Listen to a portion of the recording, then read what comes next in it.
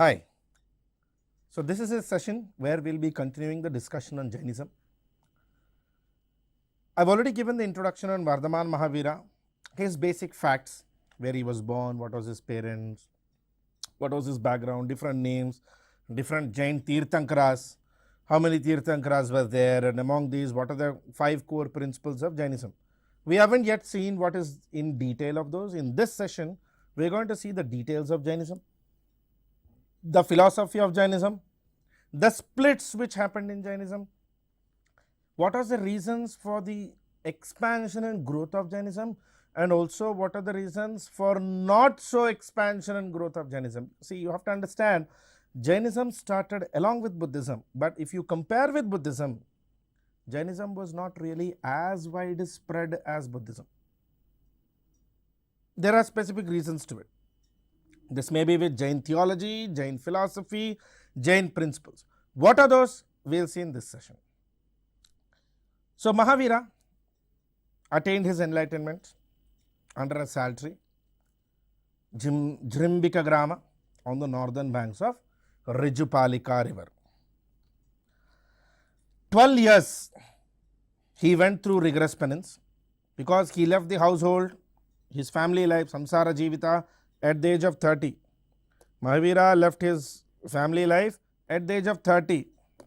For 12 years he went through a rigorous penance. Finally, at the age of 42, Mahavira attained the state of 𝗂𝗽𝗱. Some books, particularly one particular Jain book called 𝗧𝗦𝗔𝗧 𝗧𝗦𝗔𝗧 says he attained salvation at 43. But our NCRT books, Ram Sharan Sharma, even Satish Chandra's books clearly say 42. So historians say 42, but one Jain book, the 𝗧𝗦𝗔𝗧, describes or mentions that Mahavira attained salvation at the age of 43. Under a sal tree is what the traditional account says. 𝗧𝗦𝗔𝗧 remains one of the most important contemporary books of the Mahavira's period. For the next 30 years, up to the age of 72 years, he was spreading his 𝗂𝗽𝗱 across the northern banks of India, Ganga, Yamuna, Doab region. 72 years, 4.5 months, he attained Mahanirvana or death. Mahaparinirvana is what death is called at Pavapuri, and this he attained through Sallekhana Vrata. I have explained already before, Sallekhana Vrata is also called Santara. Santara is a practice where generally Jains do not eat food, do not drink water, and eventually give up the life through a very painful process. Few years back, Rajasthan High Court called this suicide, but eventually, since they are a religious minority and their religious practices are protected, at this point there is still a grey line between should we really even consider Sallekhana Vrata as a practice of suicide or not. You have to understand, suicide is actually a crime in general, as we see under the Indian Penal Code. Mahavira's teachings. See, Mahavira, just like other heterodox schools, also rejected the authority of Vedas. Now, when I say rejected the authority of Vedas, what I mean is Mahavira rejected the ultimate supremacy of a Veda. Mahavira rejected the belief that Vedas are the ultimate truth. Instead, he advocated a very austere, means very simplistic life with ultimate aim of attaining Kaivalya, also called Nirvana in Buddhism, Moksha in Hinduism. Mahavira, however, recognized the existence of God, but placed him lower than the Jina. This is completely contradictory to what Buddhism was saying. Buddha, on the other side, was agnostic. He did not reject God, he did not accept God. He simply did not discuss the concept of God. But with Mahavira, Mahavira talks about God but places God below a Jina. So, Jina is the ultimate creator. Mahavira did not condemn the Varna system. This remained one of the biggest challenges in Mahavira's style of Buddhism. According to him, a person is born in a high or a low Varna due to the consequence of the sins or the virtues the person has been attributed in the previous birth. So, all the karma and dharma a person has done in his previous birth is what leads to lower or higher varna. Now, this very theory is actually directly contradictory to the very purpose of why we wanted to find out heterodox religions in the first place. This class caste hierarchy is what was the challenge why Buddhism, Jainism started in the first place. But then Mahavira changed the entire purpose of it. Mahavira believed in karma and transmigration of soul. Again, unlike Buddhism, he discussed very detailedly about transmigration of soul. For Mahavira, right knowledge, right faith, right action are the only ways to attain Kaivalya. Samakya Jnana, Samakya Acharana, Samakya Darshana. Okay. Did not condemn Varna system, rejected the ultimate authority of Vedas. Two important things about Mahavira that you have to always remember. Some of the important symbols and instruments of knowledge in Jainism.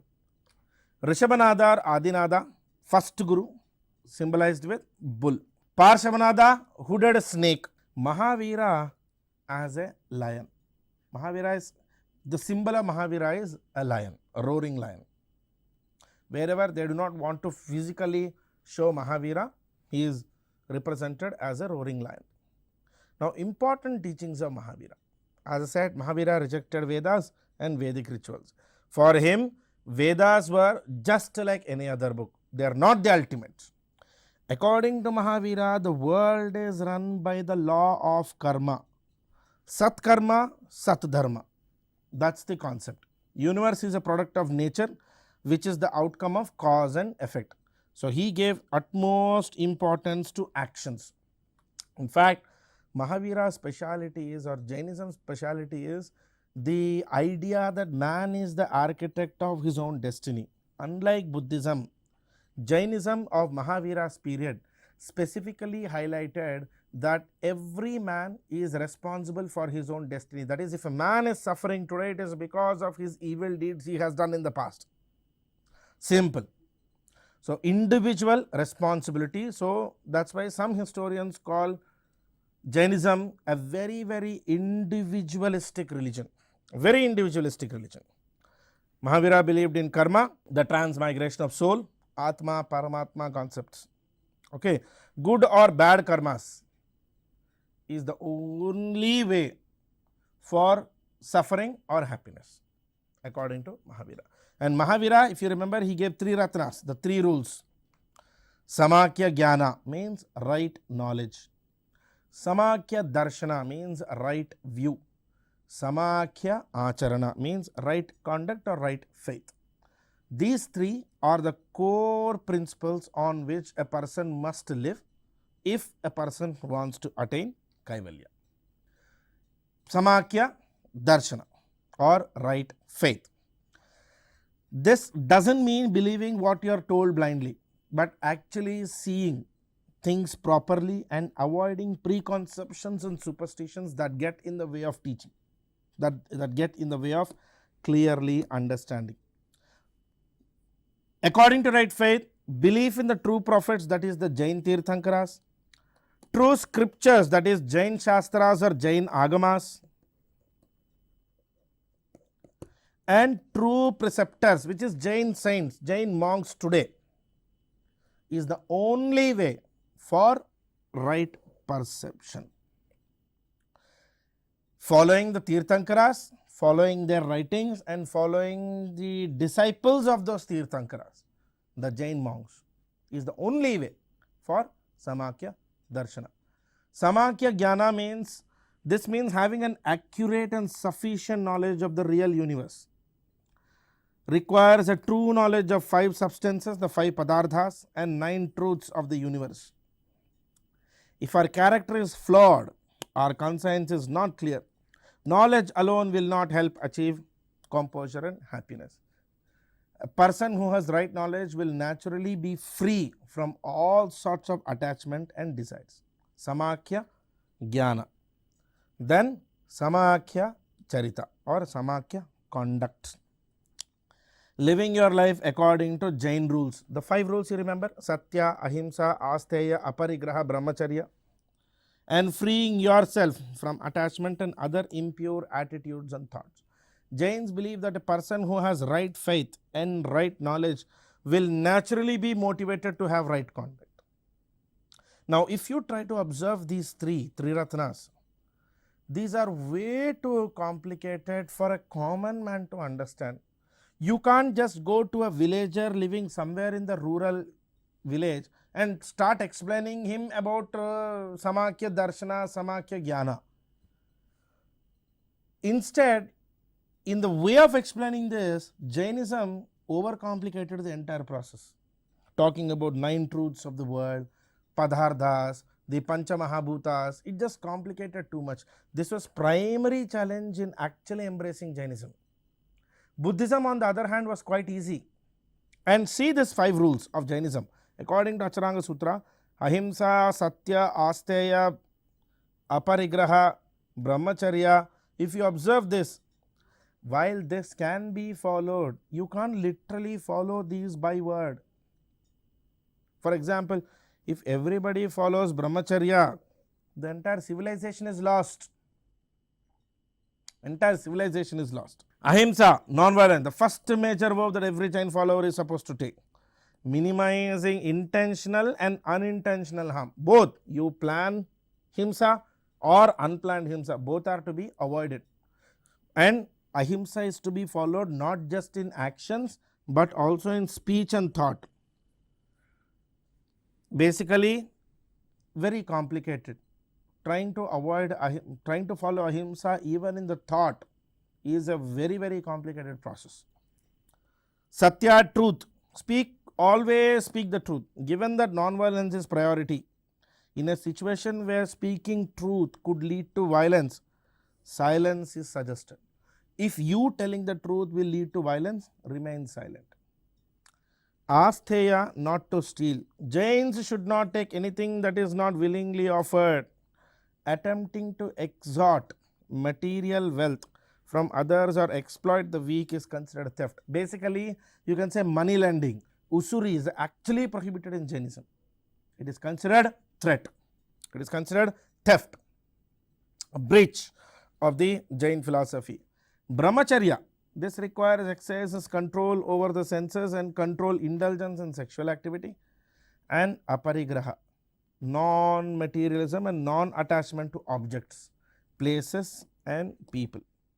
Jain monks and nuns completely renounce their property and social relations.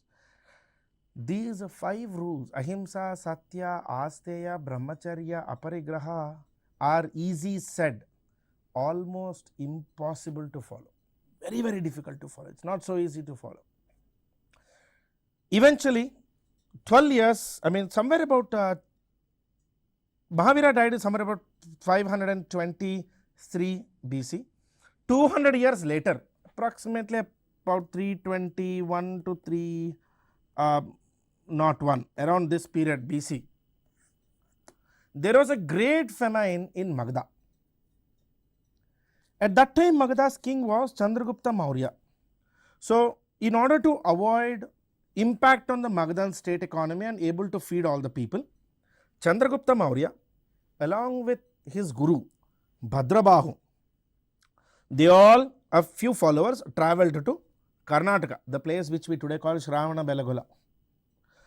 Few Jains lived in Magadha only. Those were under 𝗧𝗦𝗔𝗀. Some books call him 𝗧𝗦𝗔𝗀. So, there were 2 groups.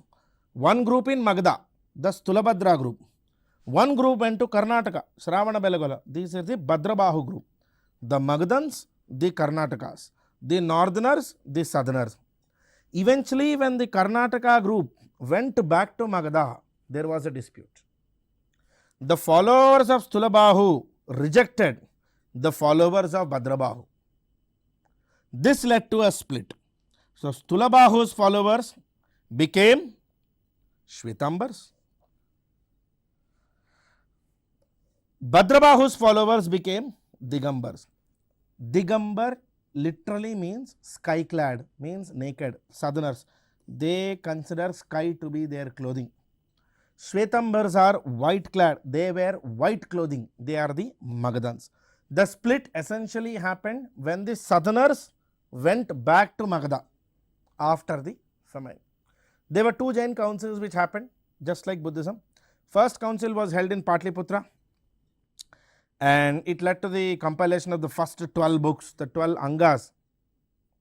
Digambars boycotted it because the session was chairmaned by Stulabahu. Okay. Shvetambars conducted it, so Digambars boycotted the council.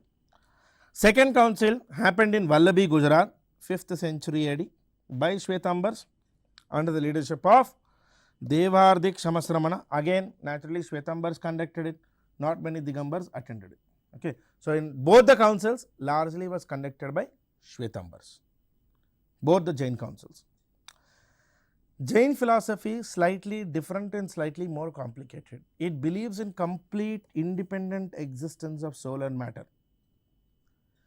It rejects the idea of a supreme creator or a supreme god. Remember this, Jainism rejects the idea of a supreme creator or a supreme god. It rejects this concept that there is a supreme god. It only believes in karma. Karma is the dharma in Jainism. And relativity and multiple facets of truth are very, very important. This concept is called Anekantavada. Jainism also rejects this concept that there is something called universal truth, that a truth is ultimate. Jainism believes truth is always perceptive, always multifaceted. There are multiple versions of one truth. There is nothing called universal truth in Jainism. For Jainism, morality and ethics are the ultimate purpose. And as I said, completely individualistic nature of soul and personal responsibility for one's decisions. In Jainism, individuals are responsible for themselves. You can't blame any guru, you can't blame any god, you can't blame anything for this. You are responsible for you. This is what Jainism is entirely built on. Self-reliance, individual efforts are the only ways to attain salvation, which is called 𝗂𝗽𝗱𝗁. 𝗂𝗽𝗱𝗁. Few other smaller groups in Jainism today we have as Sthanakvasis. These are also Jain sects, Jain groups. Sthanakvasis. Terapanthis, who are subgroup of Digambars. Terapanthis of Shvetambars also there. They are non-iconic sect, means they do not worship idols, they do not follow rituals, they do not follow this. Mahavira Jayanti, they do a procession. Terapanthi Shvetambars don't do that. They reject it. Okay. Jainism, early Jains actually rejected Sanskrit language. Instead, they preferred to preach in Prakrit. Now, the reason being very simple. Prakrit was the language of the common people. Just like Buddhism adopting Pali, Jainism adopted Prakrit. And Prakrit was the language of the common people. And most of the Jain literature was actually written in 𝗧𝗦𝗔𝗧 style of writing. Many kings like Udayana of Haryanka dynasty in Magadha, the successor of Ajatashatru, was a very devout follower of Jainism. And even Nandas who came in Magadha empire, Mahapadmananda, Navananda, Dhanananda, all the Nanda rulers also encouraged and supported Jainism. Chandragupta Maurya himself became a Jain. In fact, Chandragupta Maurya went to the point of giving up his kingdom, and it is believed he conducted Sallekhana Vrata also. When he went to 𝗧𝗦𝗔𝗧 with Bhadrabahu, Chandragupta Maurya conducted Sallekhana Vrata when he was actually living as a Jain ascetic in 𝗧𝗦𝗔𝗧, Karnataka. Now, however, there is one uniqueness. Kalinga kings of Odisha, they also supported Meghavarna Karavela, Kalinga Karavela, they also encouraged Jainism.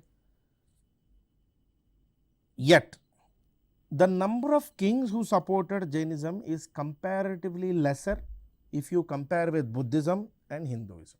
Now the reason being pretty simple. Jainism's emphasis on Ahimsa was not something which was quite easier for every king to follow. A king had to be practical. I mean, Raja Dharma was always important than the Dharma. Now this moral dilemma always remained a challenge for the Jain kings. By 5th century AD, many royal dynasties in South India, like for example the Gangas, the Kadambas, the Chalukyas, the Rashtrakutas, they all patronized Jainism. Yes, but literally none of these kings actually followed all the Jain principles literally. I mean, none of these kingdoms in South India followed Jain principles by word. Everybody altered or changed these principles to best fit their kingdom. Okay. Coming to Jain literature, just like Buddhism, Jainism also has two types of literature, guys. Canonical, non-canonical. As I said previously, canonical means those which cannot be altered. These are like Jain Agama Shastras. They can't be reinterpreted, they can't be re-understood. Everything has to be read as they have been said. Word to word, concept to concept, yes. However, there are other Jain books like Sivaka Sintamani in Sangam Period or Parishishta Parvam by Hemachandra, which are non-canonical books, can be re-understood, can be rethought. Jain literature, as I said, was largely written in Ardha-Magadhi form of Prakrit. The language which Jains used was itself Prakrit. Eventually, thanks to Jainism, from Prakrit language, 𝗧-𝗦𝗔𝗧 developed, and 𝗧-𝗦𝗔𝗧 is the mother language from which Marathi came to existence. Many of the Deccan Central Indian languages which we have today come from 𝗧-𝗦𝗔𝗧, which were itself started coming from Prakrit. And for your information, always remember, Jainism was a very active religion in Central India, also in South India. Even during Sangam period, we see very active prominence of Jainism in Sangam region of Tamil Nadu and even in Karnataka. Canonical books, as I said, written in Ardha-Magadhi. They can be classified into 12 parts or 12 angas and 12 upa-angas, 12 small parts, 10 prakrinas and 6 Chedi Sutras, 4 Mula Sutras. So it's a whole big set of books. Airanga Sutra, commonly called Acharanga Sutta, deals with the rules of conduct. It actually is one of the largest source of Jain book. Acharanga Sutra. 6 Chedi Sutras deal with disciplines which need to be followed by Jain monks and nuns in the Jain monasteries or Jain church. The non-canonical books, plenty. There is no limit to this. Mahavira Charitam, Parishishta Parvam by Hemachandra, the books written during the Bhadrabahu's period like the Niryuktis. Non-canonical books are subject to interpretation, and they are generally meant to give overall idea, the overall belief and overall concept of Jainism, rather than just blindly following the rules like that of canonical books. Now, big philosophy, 24 Tirthankaras, a lot of information, lot of philosophy, lot of understanding, quite effective. A lot of effort was also done in spreading Jainism. In fact, during Mahavira only Jain church was created, Jain monasteries were created. Jainism was spread across from village to village to region. Many kings also supported. Still, Jainism is hardly a major religion in this country. Even in the country of its origin, Jainism is hardly a major religion. Now, there are few reasons mainly for this. Number one, total or at least a major lack of patronage. Chandragupta Maurya, before him Udayana, after him Dasaratha, Kalinga kings, Chalukya, Rashtrakuta, hardly there are about 5 dynasties which really supported Jainism at best. And even these 5 did not support Jainism as in the original form. They gave a slightly new interpretation to Jainism and new methods of new understanding of Jainism. And then there is also lack of effort even among the Jain monks to spread this word as it is. Early Jains used to believe that you need to be eligible to become a Jain. It's not as if you just go, a monk goes and preaches and you just adopt Jainism and you become a Jain. It didn't work that way. The early Jains put less effort in actually spreading the theory of Jainism, the theology of Jainism. And then severity of Jainism. Take an example of Ahimsa. No? Not only physical, vocal and psychological Ahimsa. An average human would always feel this a major challenge to do psychological Ahimsa. I mean, you should not attack somebody, don't even plan an attack on somebody. That's a big thing. That's not something an average normal human can do. And then unintelligible philosophy. The theory is that there is no prapancha satya, vishwa satya, truth is perceptive, truth is imaginative. This sort of philosophy was too unintelligible, particularly for the rural, beyond normal comprehension. And then factionalism in Jainism. See, while I told you about Digambars and Shvetambars, early Digambars and Shvetambars were actually 2 factions.